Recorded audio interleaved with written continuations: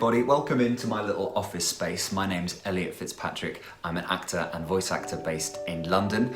Most of the work I do is in the audiobook industry as an audiobook narrator. I also do a bit of commercial and corporate voiceover work as well. My job today is to talk to you about what you're worth as a voice actor and to make sure that you're never knowingly underpaid for the work that you do, the very specialized work that you do as voice actors.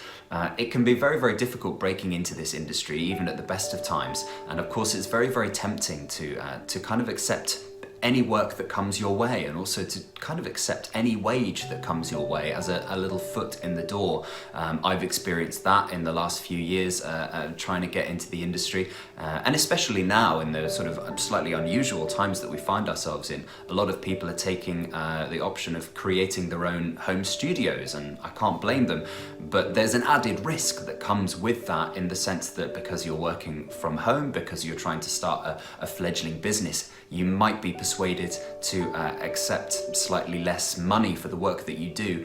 I think on that point, the thing that I would say is you have to remember that once you record your voice and you send it off and you're paid for your work, that work is pretty much around forever. That goes for audiobooks, it goes for a lot of corporate work. It doesn't necessarily stand for all commercial work, but it can stand for that. So that's something to really bear in mind.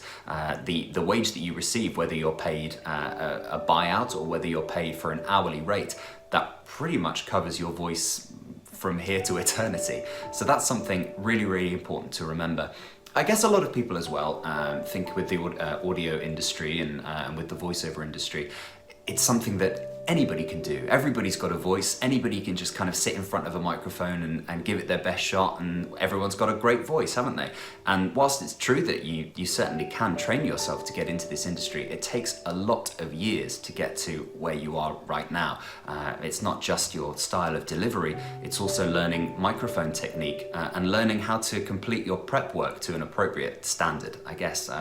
Prep work can take many, many hours. If you're doing a novel, you might want to consider how many characters, different accents, the emotional strain that you have to go through to produce a novel.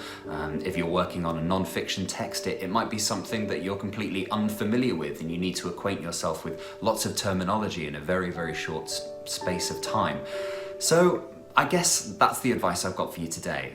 If you're slightly unsure as to what rate you should be asking for, you should be expecting as a voice actor, don't hesitate to get in touch with other audiobook narrators, other voiceover people within the industry. I myself am available on Twitter, on Facebook. As I say, my name's ELLIOT FITZPATRICK. There's a whole host of studios in London and around the country. Of course, Neil at Ladbroke Audio and various other audiobook studios all around the country. So don't hesitate to get in touch with them. I'm sure they'll be happy to help.